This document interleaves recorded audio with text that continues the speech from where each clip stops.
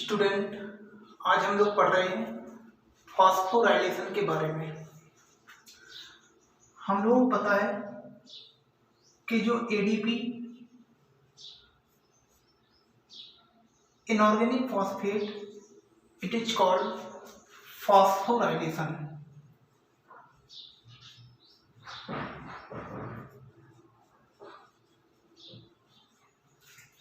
In this process, presence of light called photophosphorylation। अगर यह process light की presence में हो रही है तो इस प्रोसेस को हम कहते हैं फोटोफॉस्फोराइलेशन। तो यदि रेस्पिरेशन में एटीपी बनता है तो उसको बोलते हैं ऑक्सीडेटिव फॉस्फोराइलेशन। यदि फोटोसिंथेसिस में एटीपी बनता है तो उसको बोलते हैं फोटोफॉस्फोराइलेशन।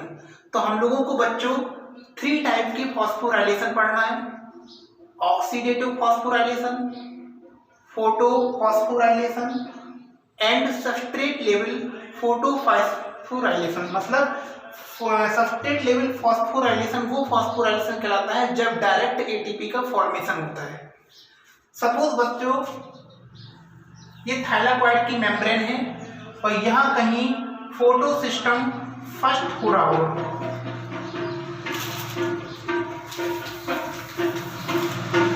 बच्चों सपोज ये फोटो सिस्टम फर्स्ट है, यहां पर लाइट फॉल हुआ और जैसे यहां पर लाइट फॉल हुआ तो जो मैग्नीशियम है, मैग्नीशियम एक्साइटेड हो गया और उसने अपने इलेक्ट्रॉन को क्या कर दिया, लूज कर दिया। और इस इलेक्ट्रॉन को एक सब्सटेंस ने कैचअप कर लिया। उस सब्सटेंस का नाम है फेरिडॉक्सिन रिड्यूसिंग सब्सटेंस। जो फेरिडॉक्सिन रिड्यूसिंग सब्सटेंस है ये अपने इलेक्ट्रॉन को दे देता है एफडी को, मतलब फेरिडॉक्सिन को। और फेरिडॉक्सिन को इलेक्ट्रॉन को उसने क्या कर दिया, अपने दे दिया। तो फेरिडॉक्सिन का क्या हो गया, रिडक्शन हो गया। और रिडक्शन किसने कराया, फेरिडॉक्सिन रिड्यूसिंग सब्सटेंस ने। हम लोगों को पता है कि रिडक्शन का मतलब होता है गेन ऑफ इलेक्ट्रॉन। अब एफडी अपने इलेक्ट्रॉन को दे देगा साइटोक्रोम B6 में। साइटोक्रोम B6 अपने इलेक्ट्रॉन को दे देगा साइटोक्रोम F को और साइटोक्रोम F से इलेक्ट्रॉन जाएगा प्लास्टोसाइनिन में और प्लास्टोसाइनिन से वापस इलेक्ट्रॉन चले जाएगा फोटो सिस्टम फर्स्ट में। इस प्रकार से जहां से इलेक्ट्रॉन निकला था वहीं इलेक्ट्रॉन क्या हो गया, वापस चला गया। इसलिए इसको बोलते हैं साइक्लिक फोटोफॉस्फोराइलेशन। जो साइटोक्रोम F है और जो साइटोक्रोम F और प्लास्टोसाइनिन के बीच में एटीपी का फॉर्मेशन होता है। और साइटोक्रोम B6 और साइटोक्रोम F के बीच में भी एटीपी का फॉर्मेशन होता है। लेकिन साइटोक्रोम F और प्लास्टोसाइनिन के बीच में निश्चित रूप से एटीपी का फॉर्मेशन होगा। साइटोक्रोम B6 और साइटोक्रोम F के बीच में एटीपी का फॉर्मेशन हो भी सकता है और नहीं भी सकता, मे और मे नॉट बी। ठीक है, तो हम लोगों को पता है कि फोटो सिस्टम फर्स्ट में सबसे पहले लाइट फॉल हुई, इससे इलेक्ट्रॉन लूज हुआ। इस इलेक्ट्रॉन को एक सब्सटेंस या मॉलिक्यूल ने क्या किया, इसको कैचअप किया, पकड़ा, एफआरएस से इलेक्ट्रॉन गया फेरिडॉक्सिन में और फेरिडॉक्सिन से इलेक्ट्रॉन को भेजा गया साइटोक्रोम B6 में और साइटोक्रोम B6 से इलेक्ट्रॉन गया साइटोक्रोम F में और साइटोक्रोम F से इलेक्ट्रॉन गया प्लास्टोसाइनिन में और प्लास्टोसाइनिन से वापस इलेक्ट्रॉन आ गया फोटो सिस्टम फर्स्ट में। और साथ ही साथ हमने ये भी देखा कि साइटोक्रोम F और प्लास्टोसाइनिन के बीच में एक एटीपी का क्या हुआ, फॉर्मेशन हुआ।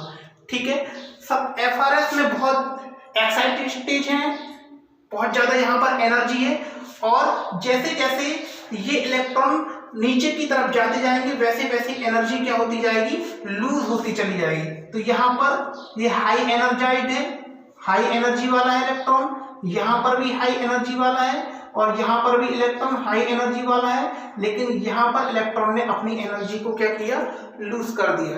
तो जैसे जैसे इलेक्ट्रॉन नीचे की तरफ जाता जाएगा वैसे वैसे अपनी एनर्जी को वो क्या करता जाएगा, लूज करता जाएगा, और यही एनर्जी सेल सिस्टम अपने एटीपी के फॉर्मेशन में कर देगी, और कुछ एनर्जी हीट के फॉर्म में भी क्या हो जाएगी, लॉस हो जाएगी। तो इस प्रकार से यहाँ पर एटीपी का क्या हो जाएगा, फॉर्मेशन हो जाएगा। और हम लोगों को पता है कि जो फोटो सिस्टम में फर्स्ट में जो मैग्नीशियम होता है वो नॉन आयोनाइड फॉर्म में होता है, ठीक है, लेकिन जैसे इसमें लाइट एनर्जी पड़ती है तो इससे क्या होते हैं, इलेक्ट्रॉन बाहर निकलते हैं, लेकिन इसको 10⁻⁹ सेकेंड में वापस इलेक्ट्रॉन, इसके अंदर वापस इलेक्ट्रॉन को चाहिए। मतलब ये इतनी देर के लिए इससे इलेक्ट्रॉन बाहर निकला है फोटो सिस्टम फर्स्ट से, वापस को इसमें आना है।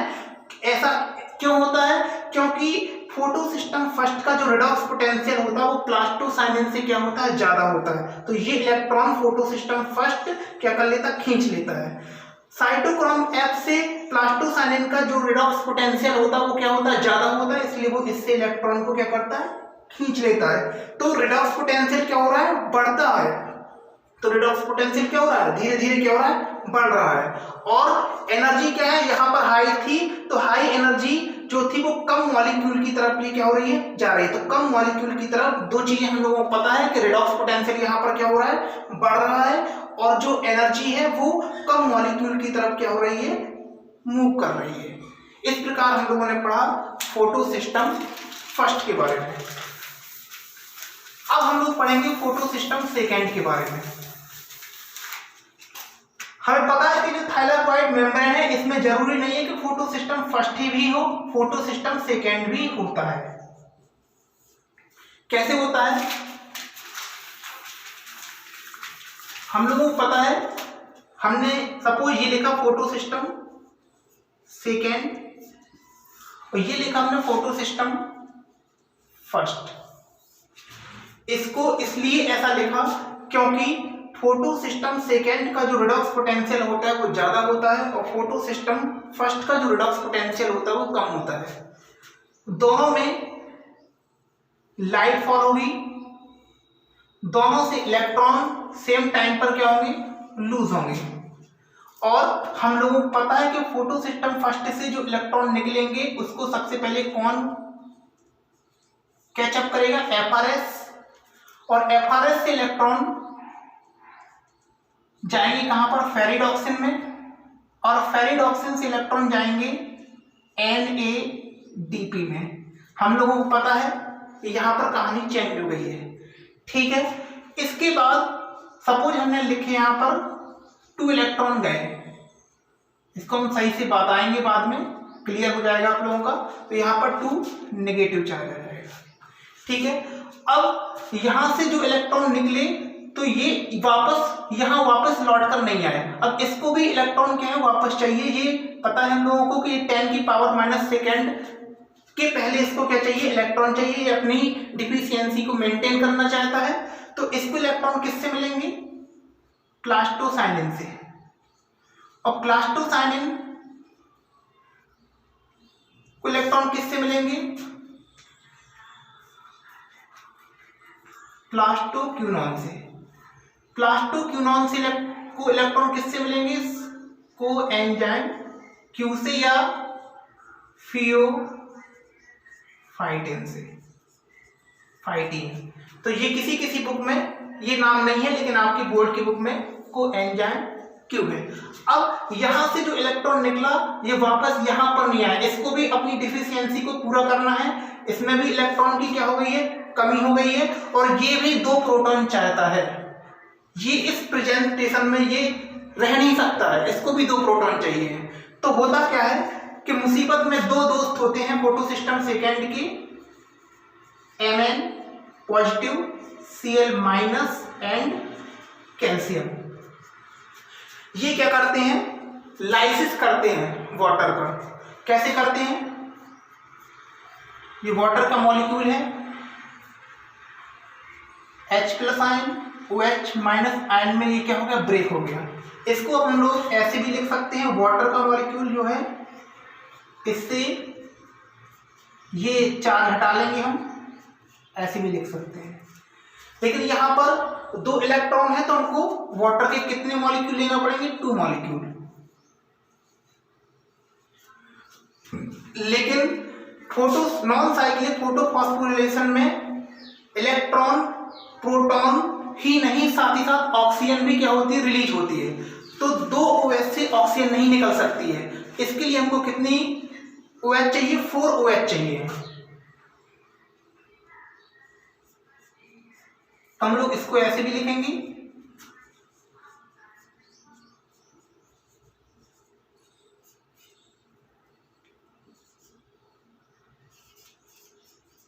तो प्रोटॉन इसको इससे मिल जाएंगे तो ये चेंज हो जाएगा NADPH2 में, 2 प्रोटॉन। हमने पहले इसको लिख दिया, ठीक है। इलेक्ट्रॉन फोटो सिस्टम सेकेंड को यहां से मिल जाएंगे। इसको हम सिंपली ऐसे भी लिख सकते हैं, 4 बार OH 4 बार, तो यहां पर ऑक्सीजन का मॉलिक्यूल भी क्या हो जाएगा, बाहर निकल आएगा। इस रिएक्शन को हम लोग ऐसे भी लिख सकते हैं,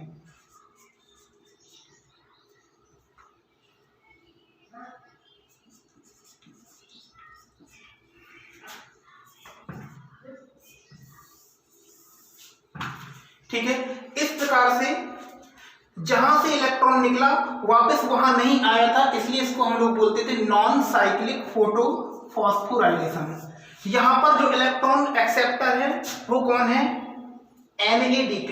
और जो साइक्लिक फोटोफॉस्फोराइलेशन में जो इलेक्ट्रॉन एक्सेप्टर था वो था फोटो सिस्टम फर्स्ट। यहां पर ऑक्सीजन का फॉर्मेशन होता है, फोटो सिस्टम फर्स्ट में ऑक्सीजन का फॉर्मेशन नहीं होता था। यहां पर ATP बनती है, सॉरी, यहां पर फोटो सिस्टम फर्स्ट और जो प्लास्टोसाइनिन से लिए थे, प्लास्टोसाइनिन जो होगा वो इलेक्ट्रॉन लेगा साइटोक्रोम B6F कॉम्प्लेक्स से।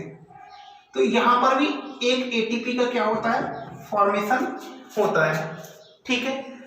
तो यहां पर ATP और NADP दोनों बनते हैं, लेकिन वहां पर क्या बनता था, ओनली ATP बनता था। यहां पर वाटर का फोटोलाइसिस होता है, वहां पर वाटर का फोटोलाइसिस नहीं होता था। इस प्रकार आप लोगों को घर से साइक्लिक एंड नॉन साइक्लिक पर डिफरेंस लिख करके लाना है।